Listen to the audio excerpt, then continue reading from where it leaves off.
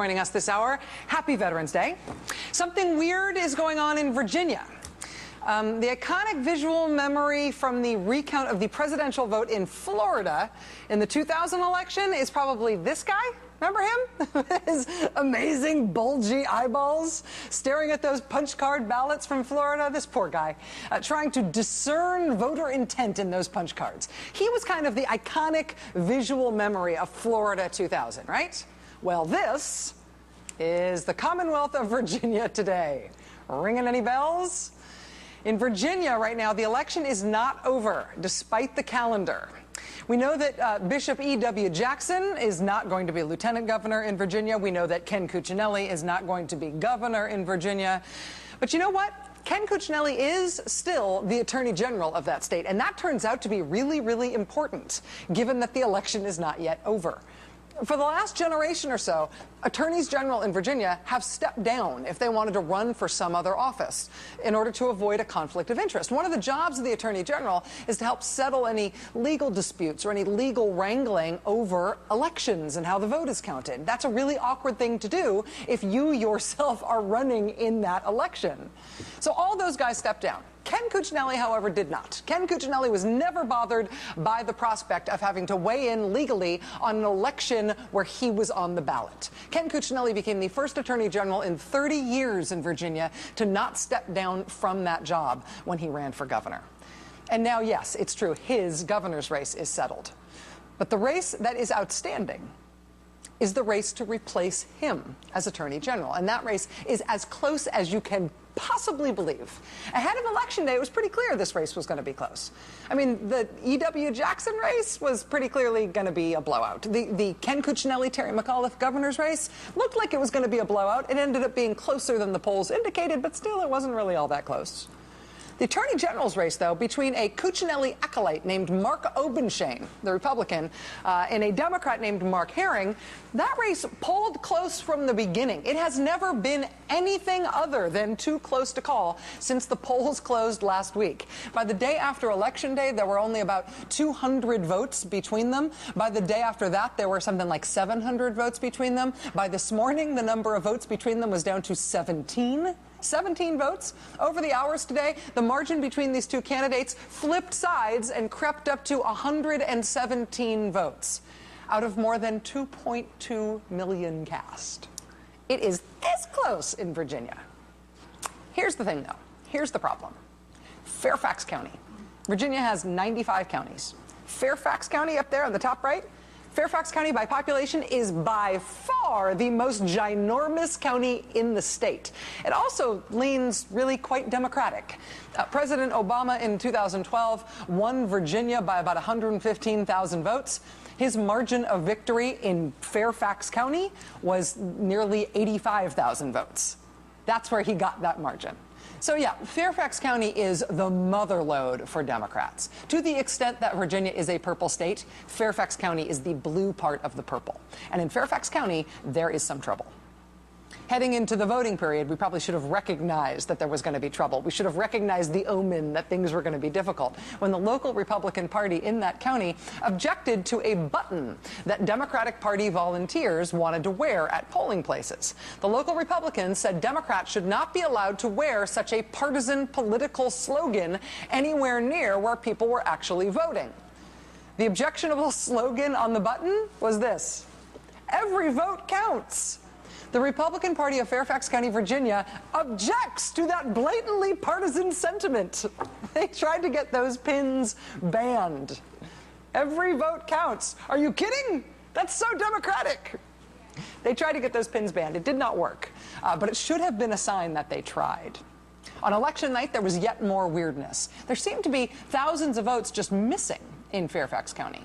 When people requested absentee ballots to vote in this election in Virginia, in other counties, the proportion of those ballots that actually got returned when people followed through and filled out the ballot and turned it in, the percentage was well over 80% in other counties. So up in congressional districts in the northern part of the state, it was like an 88% return on those absentee ballots, or 86%.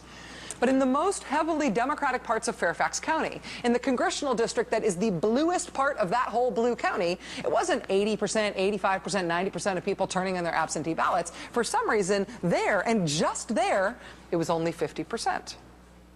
Why is that? If you did the math, it turned out that it was more than 3,000 absentee ballots that you would have expected from those parts of the state that just inexplicably never turned up. Why was the return rate so low there when it was really consistently high everywhere else? That weird gap was first noticed by a Democratic activist and sort of Virginia elections geek named Ben Tribbett, who started posting about it on election night and then kept tweeting about it in detail. That earned him this sort of angry response from the Republican chair of the county elections board, quote, "To respond to rumors going around, there are zero uncounted absentee ballots in Fairfax County. We completed our count last night."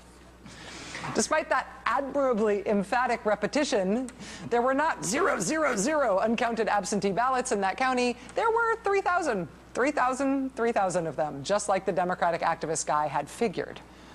After Dave Wasserman from the Cook Political Report and some other folks, too, started digging through the voting records and realizing that it really did look like Fairfax County was missing a few thousand votes, eventually the county board did concede that, yes, despite the earlier denials, it was true. They hadn't counted all the votes. They'd lost about 3,200 absentee ballots in a heavily Democratic part of Fairfax County. Not in the sense that the ballots had physically disappeared or anything. It was just that somebody forgot to add them to the overall vote count after they were tallied up.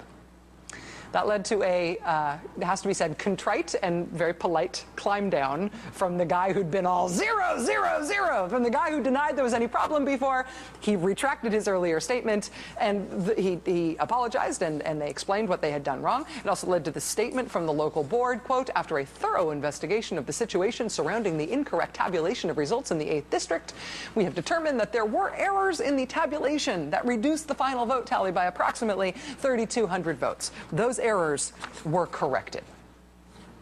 And it was after that correction, after finding those mysteriously lost 3,000-something ballots from really Democratic neighborhoods, that we got to the 17-vote difference between the two candidates that everybody woke up to this morning.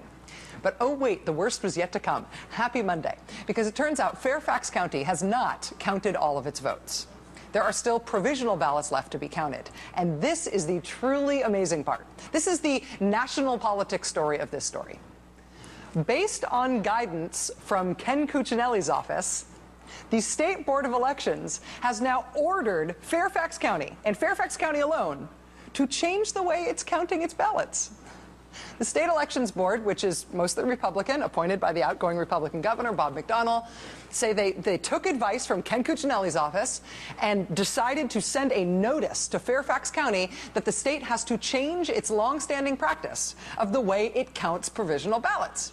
Has to change its longstanding practice of having representatives for each party there with the elections board advocating that the votes be counted. This is the way they have always done it in Fairfax County. But now, in the middle of this election, in the middle of the votes being counted, the state says they have to change. The state now insists that the voter himself or the voter herself must be there in person to participate in the advocacy for their ballot. This has never happened before. This is not the way they have done it in Fairfax County. Even the local Republicans on the Fairfax County Board of Elections say they disagree with this decision from the state. The 000 guy, the guy who denied there were any problems with those 3,000 missing ballots, he says he disagrees with the state's decision. He says the state board's guidance contradicts our past practice. He says the state board has not told the county that this is a discretionary matter. It has told them that they must comply with this order. And so now, in Fairfax County, with something like 117 votes, maybe, between the two candidates statewide, Fairfax County, in the Democratic neighborhood in Virginia, they have extended the time frame under which they are going to be counting provisional ballots until tomorrow night at midnight, but that's just because they're going to try to get as many voters as they can to come in individually to advocate for their ballots, even though voters never knew they had to do that before, and they've never had to do that before in any election. So those voters have to know that sometime between now and tomorrow at midnight, they can come into the elections board in Fairfax County and argue that their vote ought to be counted. New rule. The State Board of Elections clarifying tonight in a letter that they don't really know how things were done in Fairfax County in the past. They don't particularly care how things were done in Fairfax County in the past, but this is the way they're going to be done now. Now. Starting now. And so with one of the candidates in this election giving the advice, Virginia is effectively just changing its rules for how votes get counted. And that's just for the most Democratic part of the state, and it's happening after the election, and it's happening in the middle of counting in a race that's too close to call. This started off as an amazing election. It looks like it is going to end in a way that is even harder to believe. Joining us now is Max Smith. He's a reporter for WTOP Radio who broke this story over the weekend. Mr. Smith, this has been an exciting story to follow, and it's amazing stuff. It's nice to have you here. Thanks, Rachel. So what's happening in Fairfax County tonight? Are there still ballots being counted? Yeah, well, tonight, actually, the Fairfax County Electoral Board is voting on those provisional ballots. They're not counting all of them.